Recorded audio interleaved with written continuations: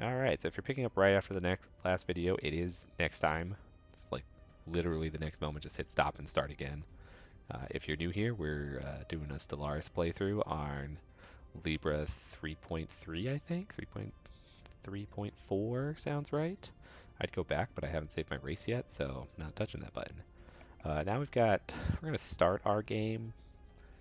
You've got game details here. I play in Iron Man mode, which makes it eligible. Notice if I turn this off, not eligible. I am playing vanilla Stellaris, so I don't have any mods. I do have all of the DLC enabled, just because I'm a huge sucker for this game, and I will throw money at them to keep developing it. For this, I'm going to play on a smaller map. Let's see, we're gonna go with small with two 400 stars. That's still a decent size. We're gonna have two Fallen Empires, and that's just hoping that we can trigger the War in Heaven, which is a cool mechanic. See that in the Let's Play. We'll have 6 other empires. Don't really have a good idea of ratio of empires to stars. I guess at max size with the 2 of these. These guys really don't take up that many systems. The planets get split 6 ways. It's like 80, 90 stars per 8 times 6, 42, 80-ish stars per system or empire, which is fine. The Marauders are kind of like bandits. They spawn somewhere in the galaxy, and you can hire them to attack enemies. You can pay them off to not attack you. I like to put them in there. They have a mid-game crisis where they'll rise up and try to murder everyone.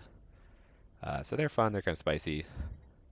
Tech tradition cost. I don't play a lot with this one. I might lower it for this just to get through the playthrough a little faster. Habitable worlds. I normally play with that high because I like to do a lot with them, but I'm going to tone it down just because I don't want this playthrough to get bogged down in heavy micro. Primitive civilizations. We'll leave this on. It's a devouring swarm. I don't do much with them. I just find them. I eat them. Maybe I'll like observe them for a little bit. Crisis strength. We'll leave this at 1x. The crisis is at endgame, which is this endgame start year. The crisis will spawn in at some point. This is some kind of like galactic fuckery where big monsters come and kill you. You can pick the type of crisis you want, so there's 3 of them, the Praetorian Unbidden Contingency. I'm going to set to random. Hopefully they fix the issue where random is like 90% unbidden, because the unbidden are fun, but they're kind of basic. Praetorian are basic too. The contingency's the spicy one where things go crazy. Mid-game start, so this is when mid-game events can trigger, like the War in Heaven or the Marauders Awakening. Uh, those can be flavorful. They can also destroy you if you're not careful. Victory year is when the game formally ends. So at 2750, if someone hasn't won already by conquering the galaxy, then whoever has the most points, which I have absolutely no idea how points are calculated, gets this. You can change the start and end date. I like an early end game because sorry, I'm just reading this. Okay, so I lied. The War in Heaven is a late and end game event, the Fallen Empire Awakening. But I like the early end game because if you wait too long for the end game, you're very powerful when it hits. And of course, you can fix that by changing the crisis strength. But with 1x, I think 2350 is a good fast-paced game. And between 2250 and 2350, like that 100-year gap, I feel good about. Difficulty. I am lame and normally play on Ensign. If you play a lot and you get really good, you can play on higher ones. This basically changes the AI economy bonuses. So the AI in this edition has been reworked, so it's actually a lot better than it used to be. It's way more efficient at managing its economy and won't accidentally starve itself to death, unlike the old AI. So if you've played older editions and for some reason you're watching this video, I'd say everything's probably like 2 difficulties levels harder than it used to be, at least.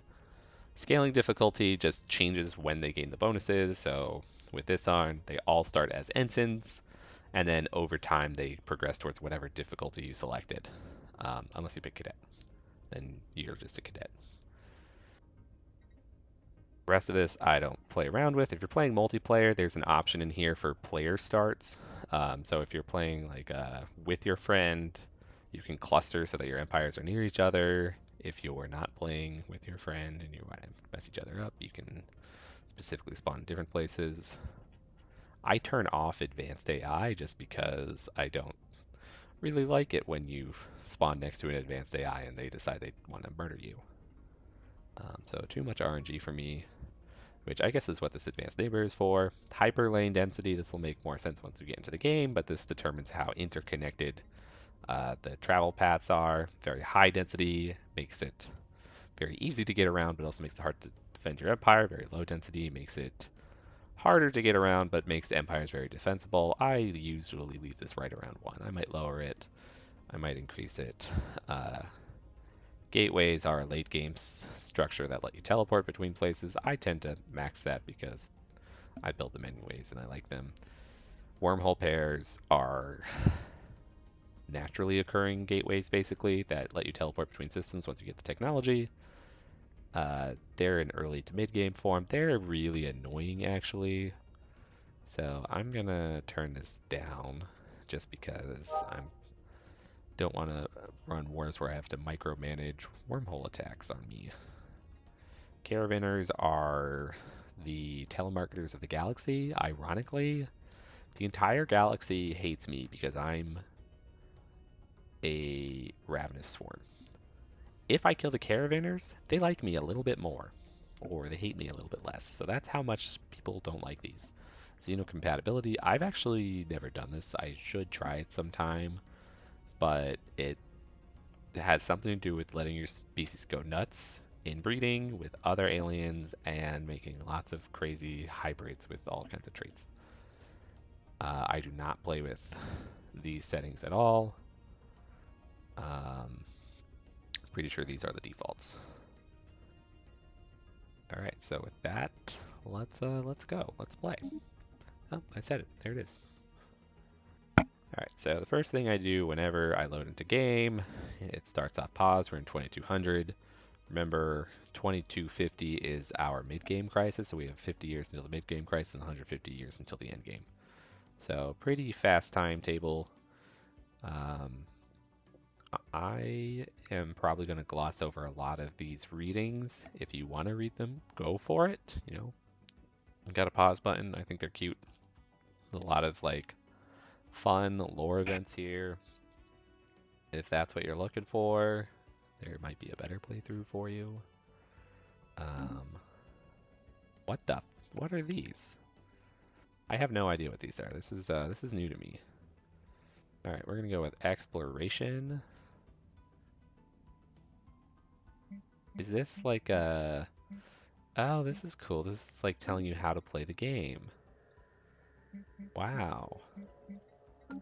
Okay, so this is entirely new. I have never seen this before. I don't have to worry about diplomacy because the entire galaxy wants me to die. And this is awesome because this is a Star Wars thing. And you can do this. You can become the Galactic Emperor if you do that. So I guess by not playing as a regular Civic, I do miss out on the Galactic community. Kind of forgot they added that. Alright, so definitely read through these sometime. Alright, so into game, the first couple things I do, I like to check my scientists. So I have 2 maniacal scientists, which is actually really good. So maniacal scientists give you a plus 5% research bonus to any research. So notice that right now I have a plus 7, whereas this guy's specialized, so he only does computing plus 15%. Now, fortunately, I do have a computing research here, so if I were to click this, he'd get his bonus. Uh, Different research unlocks different tiers, so I usually go for more economy type things first, so I'll get anything that buffs my research first. Quantum theory is really good. This is actually a really good set of research cards. And the way research works is you have a deck of research cards, and every time you finish a research, new cards are randomly given to you. They shuffle in between, so you don't have to worry about like, oh, if I pick this, don't pick this, I have to wait for it to come back later. Like now, there's weightings and things and how they come out, but basically you get a selection from what's available to you.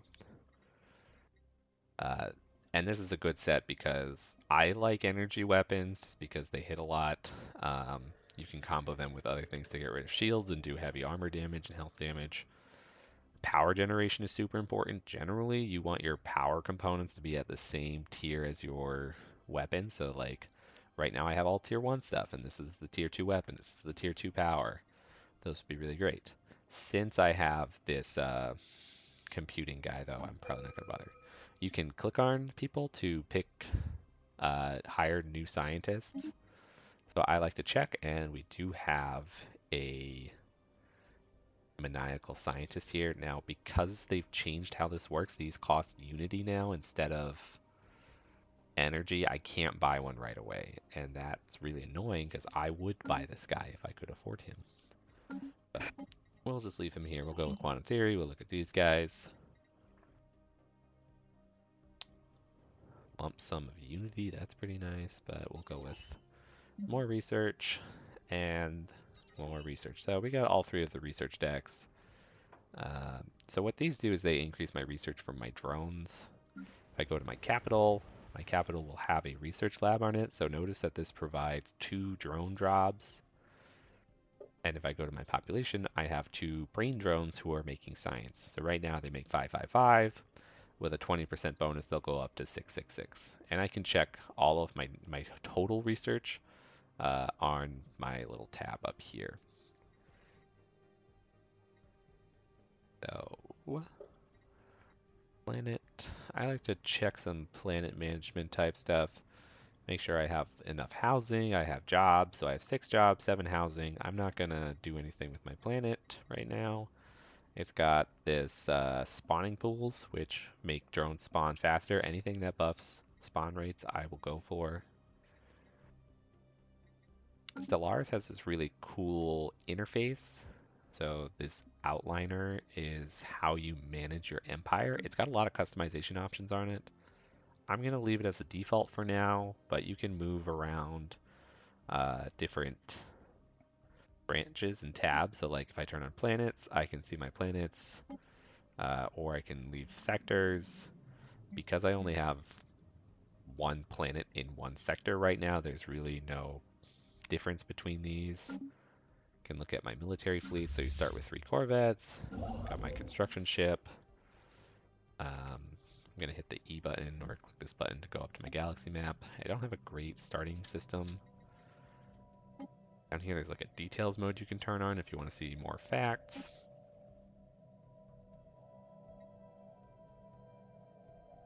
Click on things. What else have we got?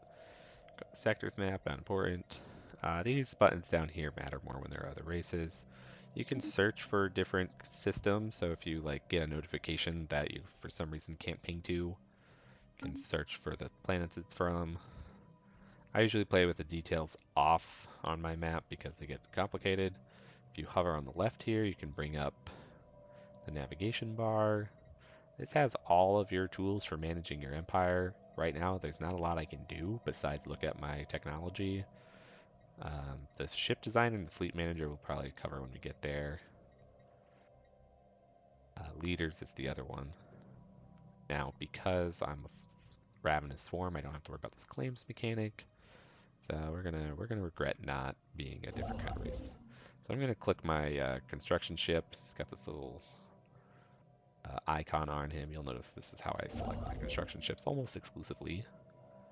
I could also click on him over here if I was like somewhere random in the galaxy and I wanted to go back to my construction. I could right click it, double right click it to focus. So I'm going to order my construction ship to spend my 100 minerals I have to build a mining station. On the top bar here we have all of our resources. So we have energy. This is used to mostly maintain things. So this is the equivalent of money. Like this is the direct one-to-one you use money. So you pay maintenance fees, upkeep, most things that have an ongoing cost use energy as kind of its proxy.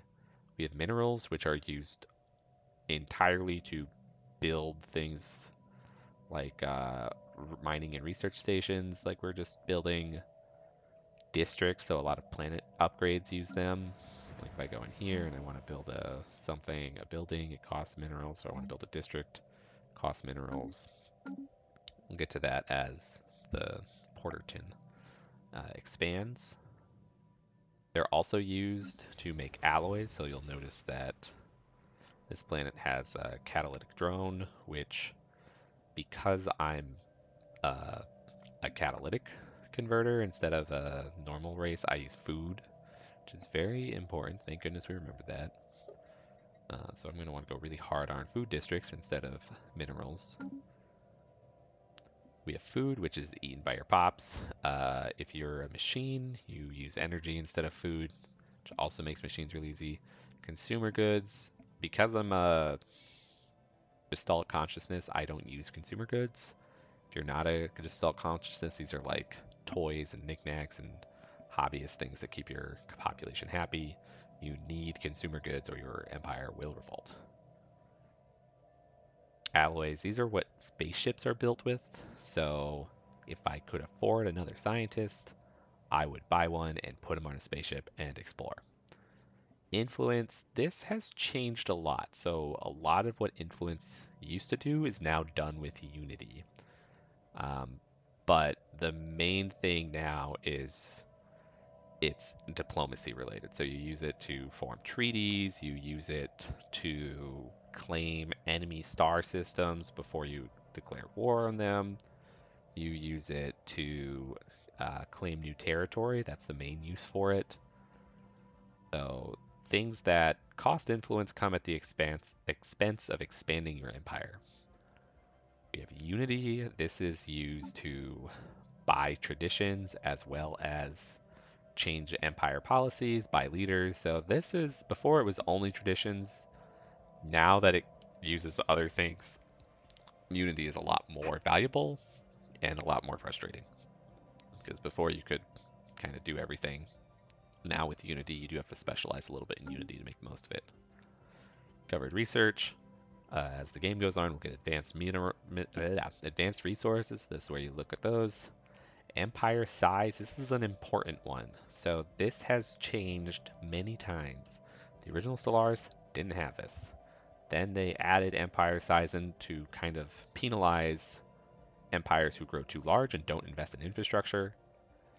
Now they've further buffed it or nerfed it, depending on your perspective, so that empire size no longer, before it had a cap, and you could expand the cap. As long as you were under the cap, you got your full bonus. Now there's no cap. As you go past 100 empire size, you get an increasing bonus or penalty to basically everything. And that's to try to balance large empires against small empires. So if you want to build tall, your costs stayed low. If you want to build wide, your costs go up, but you're wide so you get more resources. We have envoys. You use these to investigate new contacts, run espionage. They're pretty cool. You always have however many are listed here, so like if someone dies, you get their replacement instantly. Don't worry about it. Total population, starbase capacity. Starbases you can build on systems. We'll get to that. And then your naval capacity. But that, I think we're ready to start. So my science vessel. It's good to look at what your scientist is. I have an archaeologist who is okay. Like I do want an archaeologist, but I'm not sure I want an archaeologist as my first dude. I'd rather have someone that gives me anomaly chance. So there's all these systems out here. You can't go to a system unless a science ship goes there first. And by fully crewed in that typo they meant, or tooltip they meant, it has to have a scientist on it. So I'm going to send out my scientist to explore. And the way I do this is I click survey and I hold shift and I just queue them around to a whole bunch of planets or systems. So we'll have him do that. And then I'm going to hit start here. I do have to warn you, if you've played before, normal speed is way faster than it used to be. So normal speed is probably what fast was before, and I'm going to set this to fastest just to kind of push things along, but I will play with the speed a lot. We grow ever stronger. Alright, so my mining colony or station finished. Let that happen. I need a little bit more money. Now that I have the 100, I'm going to have him build the research station. I do have 100 unity, so I do want to see if that scientist is still available. He is, so I am going to buy the scientist. And whenever I buy a scientist, I check again just to see if someone cool gets in there. I'm going to assign him, so now he's doing my physics research. And what I'm going to do is I'm going to build a new science vessel for the old one. So to do that, I have to go to my shipyard. You always start with one shipyard. I'm just going to click science ship. That'll build it. And I'll have that in 60 days. You can watch my scientist as it flies around. Whoop. Oh, how does this work? There we go.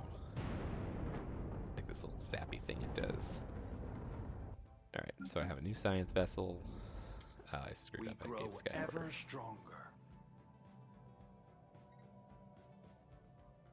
Alright, so we'll have that one go that direction. We'll assign this leader.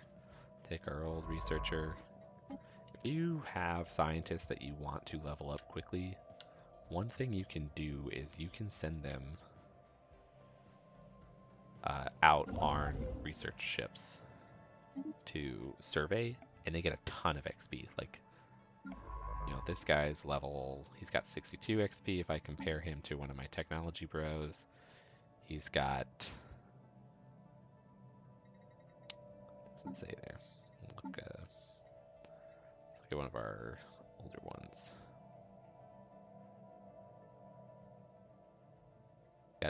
He's got 83. Part of that's probably just because I messed up and clicked on him, but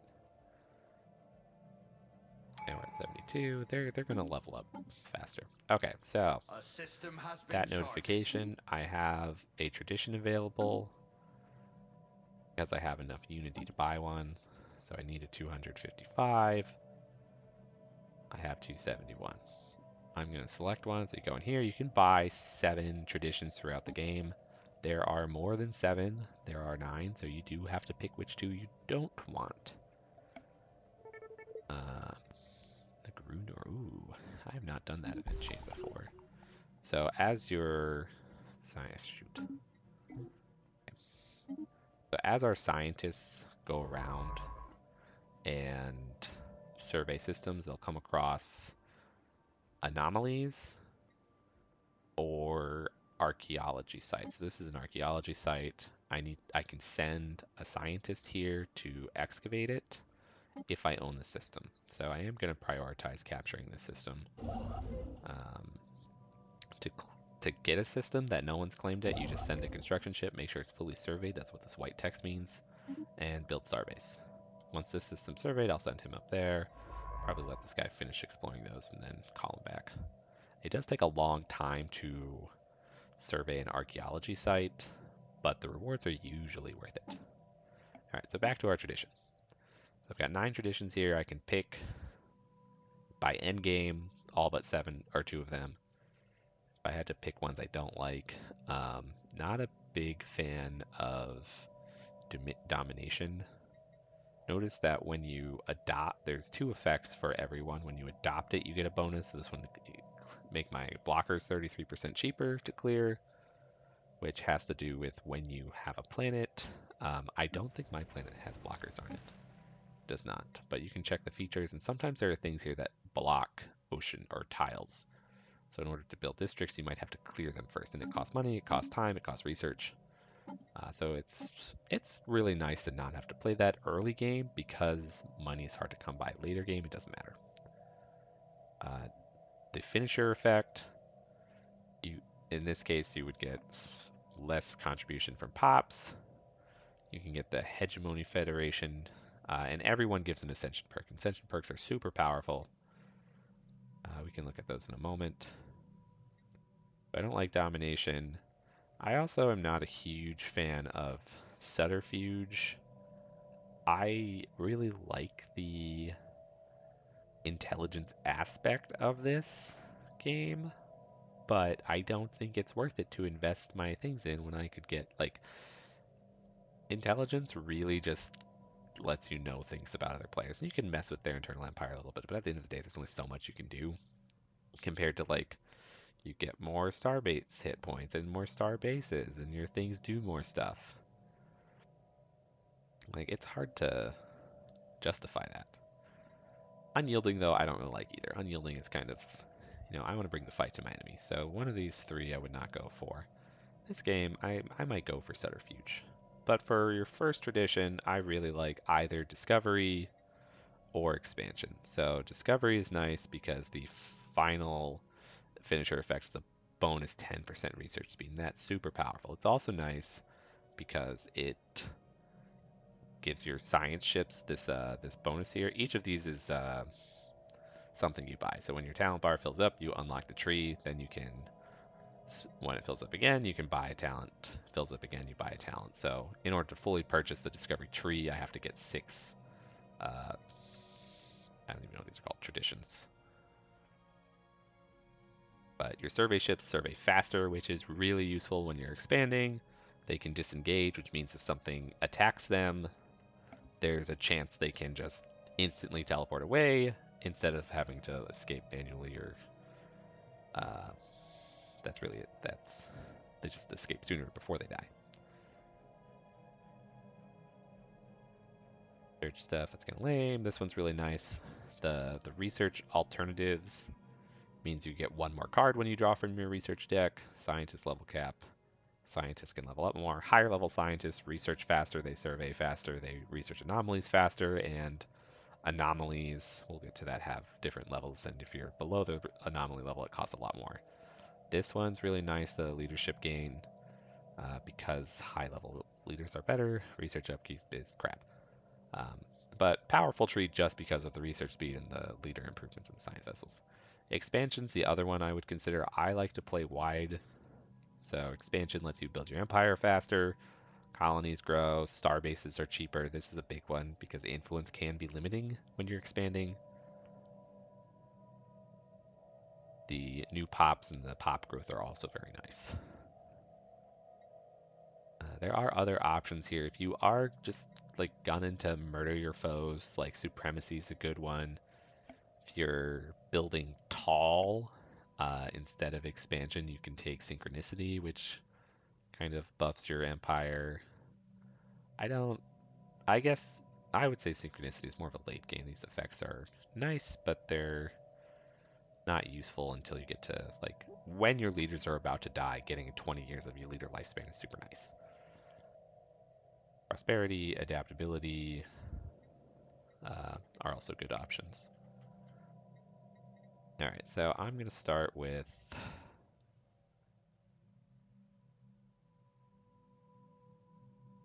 doing discovery today. I don't know.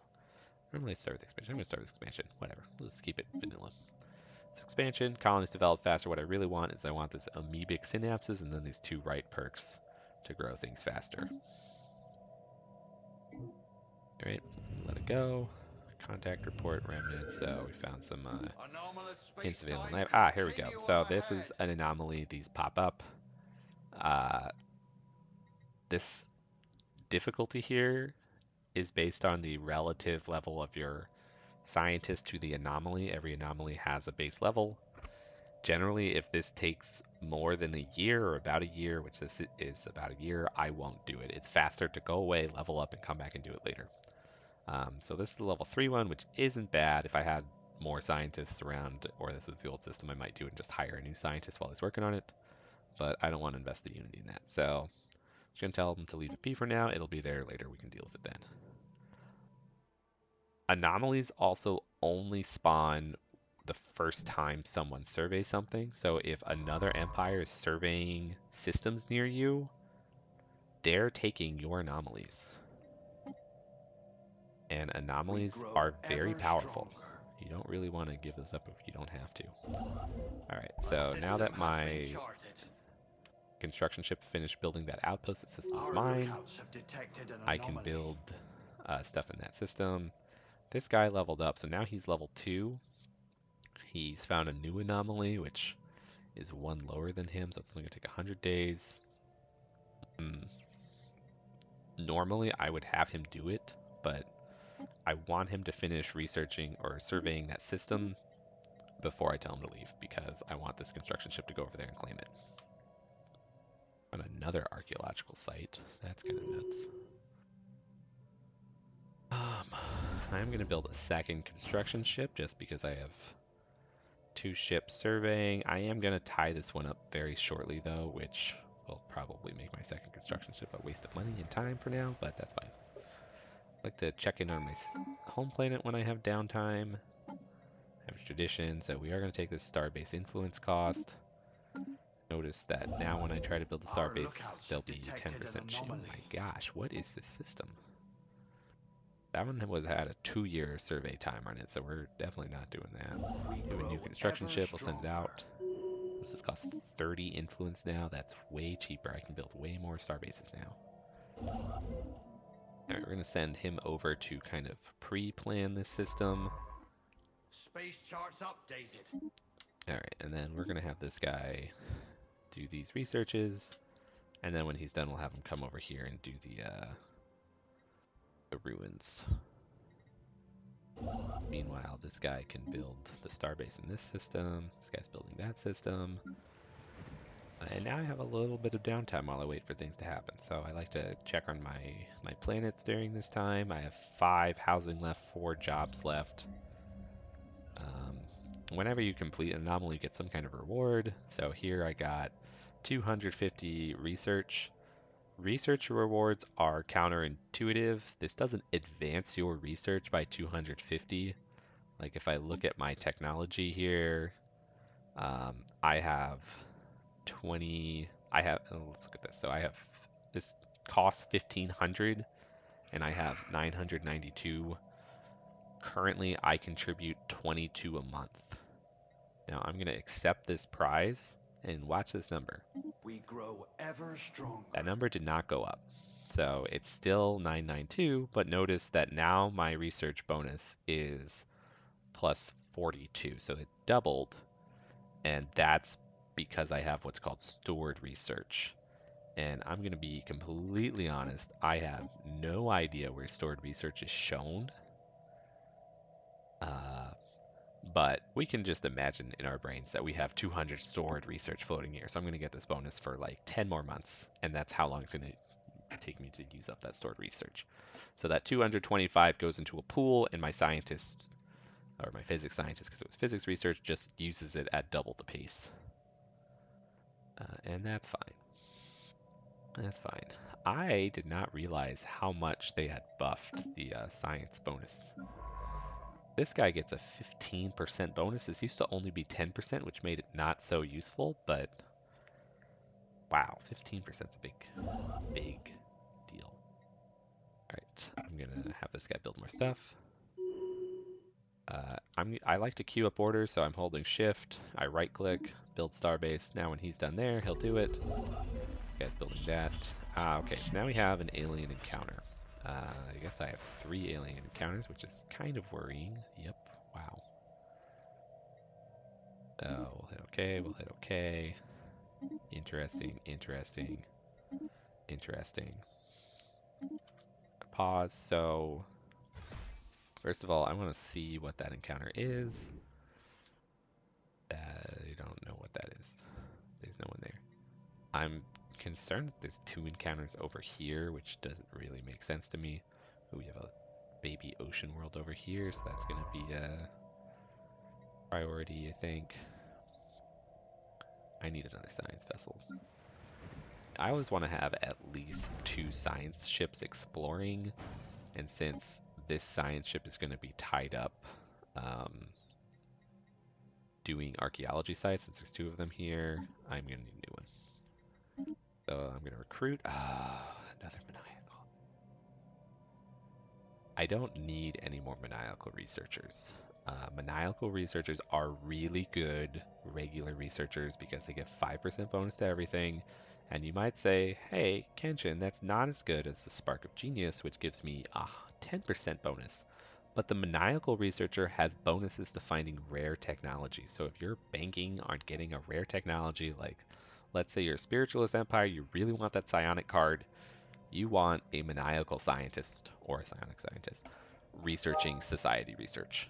Um, if you want advanced AI, you want a Maniacal Scientist. If you want um, I don't know, jump drives, scientist.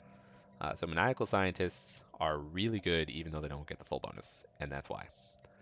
They're also more common, but I don't love any of these. Because I don't have my science ship built yet, I'm not going to buy one. The leaders turn over periodically. I think it's a long time though. I think it's like every 5 years, so there's a very strong chance they're not going to turn over before my ship finishes, We but that's grow okay. ever stronger. All right, so now we have this. I just build everything in systems as I conquer them. Notice I'm not really hurting for minerals. Um, Part of that is because of how I manage my world. So I have learned the hard way not to pre-build advanced buildings. If you build advanced buildings in the building slots, your pops will leave their basic jobs to do the buildings, and that can cripple your economy. I think the new AI changes have buffed that a little bit, so they won't be as stupid about it. But I have too much drama. I'm not going to put things here until I know I want them. So usually I wait for all my basic jobs to fill up, and then I move them around. This can cause me some trouble later, though, for other reasons, but not going to worry a ton about that. So because I kind of manage my plans to the bare minimum, I don't run out of minerals. All right, let's keep going. Giant ship is almost done.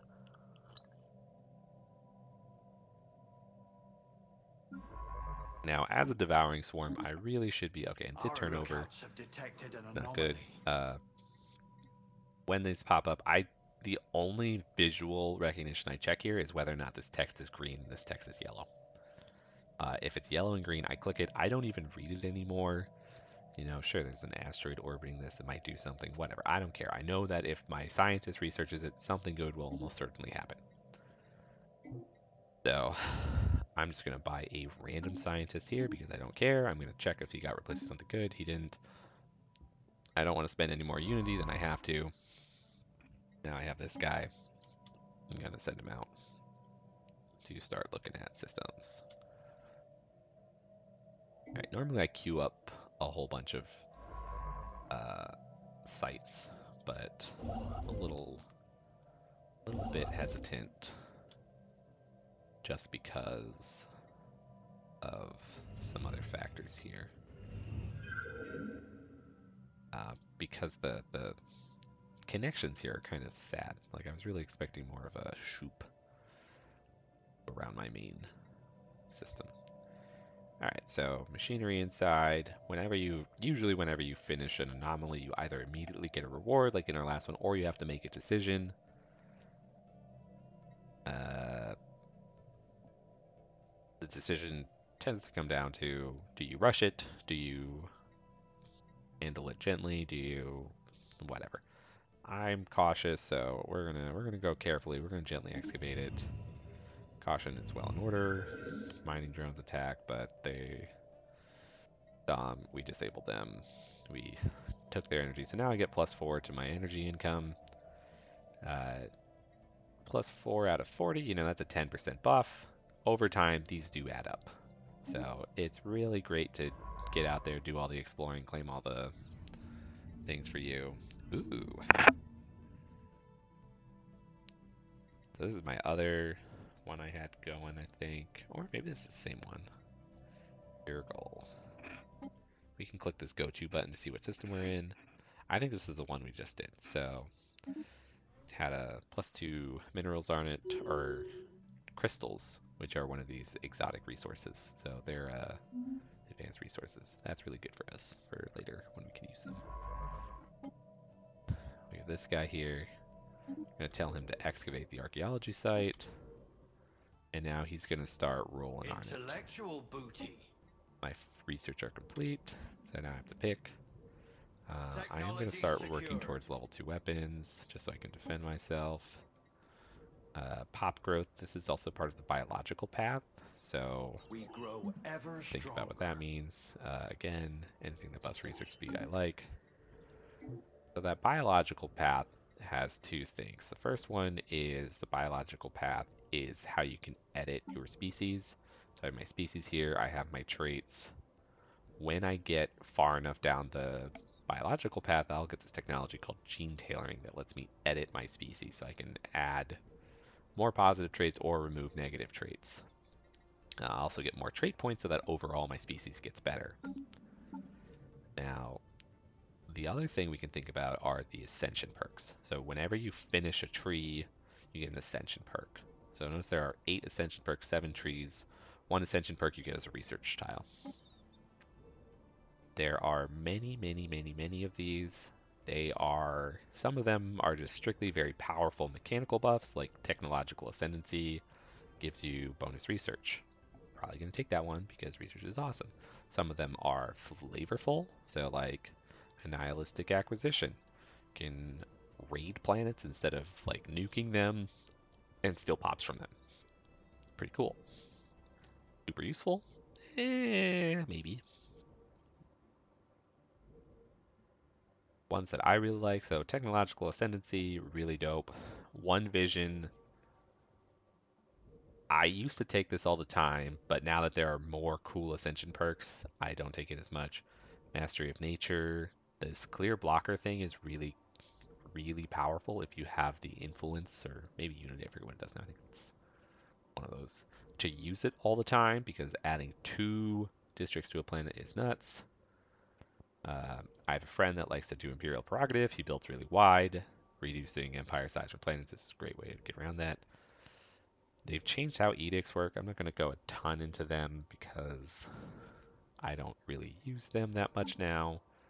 But basically, edict funds is every month you get this much to spend on edicts. This is how much edicts cost. So if I want to fortify my border, I could use all of my edict funds to fund that. And this wouldn't take from my unity. So if you have lots of edicts, which you can unlock with research and ascension and perks and tech traditions, uh, you can do some interesting stuff with them. But since I don't have any edicts that are even worthwhile, I haven't looked at it. But getting 100 edict funds is a big deal. Lets you have a bunch of free edicts.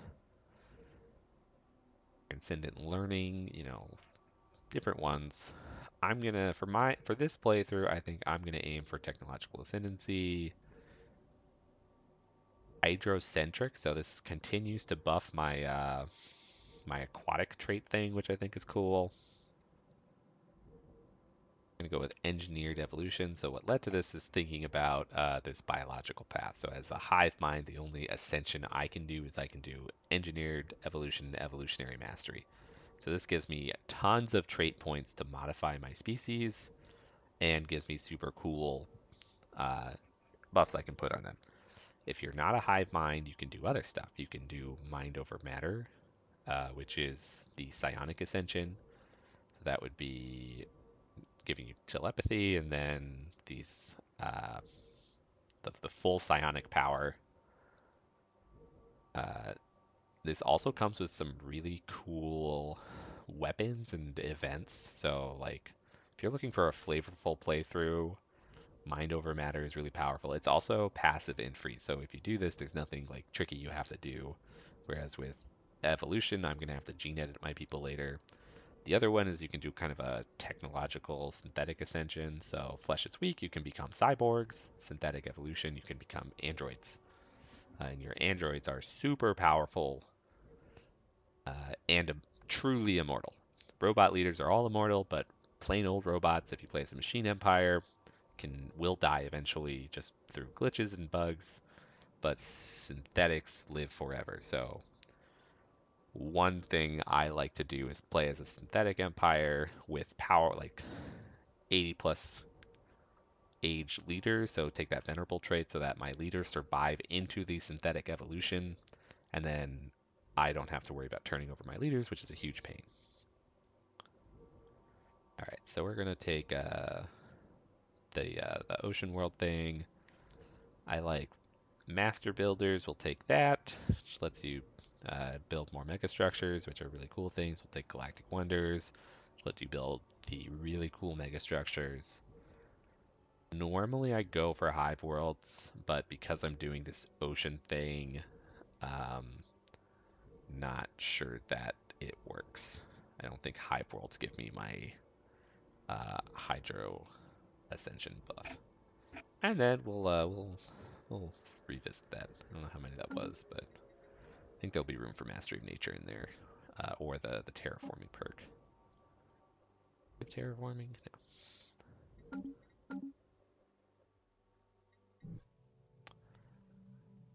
All right. We do have these. So we see some aliens over here. We can do our first contact. This is an actual race. This is a lithoid ship. It's building stuff. So I do have a neighbor here, which I really want to find out. So they're the alpha aliens. In order to identify other aliens, you have to assign an envoy to them. Doesn't really matter which one you pick. Bam, he's going to research them. They probably have someone researching me. As long as someone does it, it will happen eventually. And then I have these other aliens, which I don't know how I've detected them. They might have had a ship roll through there that I just missed. But we're going to do this first contact too. So show first contact, select the envoy, send them in. One thing about envoys is you can't change their mission after you send them in. I'm going to change this guy's priorities here. So before I had him kind of wrapping around that way, I'm going to have him go this way. I want to box this guy in so that he can't expand into me. And it's nice that I got this system here. So in continuing to box them in, I'm going to build star bases. So I have alloys, not a lot. It will cost all of them to upgrade the starport into a starbase, but early game a starbase can hold the line if this empire declares war on me, which they almost certainly will. Uh, because I wasn't expecting to be this close to someone, so because I've now met someone, I am a ravenous or a devouring swarm. They will want to murder me, and they will do it quickly. So I need to invest in metal production. So I need more alloys. Right now I make 13 alloys a month. Upgrading that starbase costs 200. Buying more spaceships for my murder fleet costs 75. Notice that here it says auto best. That's because my fleet is just auto building itself. If I go to the ship designer, I can actually look at my fleet, and I'm going to turn off auto generate. Honestly, the auto ships are not that bad. The only issue is it sometimes picks weird ship bodies to use. I'm going to leave mine on the interceptor form. The the ship body determines what weapon slots you have here. So notice all the ships have the same utility shots. They've got 3S, which are small modules, and 1A, which are accessory modules. They have different weapon slots. So S is small weapons, G is guided weapons, these are missiles, and P are point defense. So missiles are pretty strong. They have good tracking. They usually bypass shields. So the missile boat is actually a pretty good ship. The only problem is that point defense counters missiles. So if you know your opponent's using missiles, you slap point defense on here and you will destroy them. Um, I like the interceptor because you don't have to worry about getting countered by point defense. Sure, you have to eat through shield, but you just build slightly shield heavy damage. And you'll notice that the default interceptor does in fact do that. I have 2 mass drivers and a small red laser, so I have bonus shield damage on 2 of these, bonus armor damage on 1 of them when fighting other ships, which tend to have more uh, shield than armor. This wins out. Unfortunately, they also tend to be like that too. So as we go on, we'll get more ships, we'll get more ship types. We might want to play with these. Generally, I don't do a lot of micro with my ship designs unless I know I need to. This is kind of like if I can, I'll pick a fight with way more power and just steamroll them rather than try to tactically go about identifying them. And with the changes to how intelligence works, you now have to like go through spy operations to get intel on enemy ships. You can't just look at it. On the right here, we have kind of all the core systems. Generally, um, I think the ship cost meta things have all shifted enough that you do want to build better ships. Before, the strategy was just build literal thousands of these guys and overwhelm your opponents with dirt cheap ships because the ratio of money to stats was just ridiculous. Now it's kind of cost effective to do whatever you want. But you can like generate power. You'll notice that this ship uses 0 power or has 0 power remaining if I get rid of the shield, which costs 15 power on the small module. I get that power back. So the reason that I like to keep my power and weapon tiers even is because if I have too much power or too much energy draw and not enough power, your ship's kind of stuck just because they can't make use of everything that's available to them. Hyperdrive, boosters, radar. Uh, Generally, you just want the highest tier of these four. This bottom one, I don't have any other computers available for your ships, but the computers affect the ship tactics. So this one will just charge at enemies as best it can, but you can get other tactics like artillery, barrage, and your ships will sit at range and try to murder people. Oh, I think with that we've met our first alien, kind of covered our basics. I think we can call this an episode. And next time we can come back and start like looking at the archaeology sites, see what happens there, keep expanding, and then really start building on our hive world to get our alloy production up so that we can deal with this war. All right, so thanks for stopping by.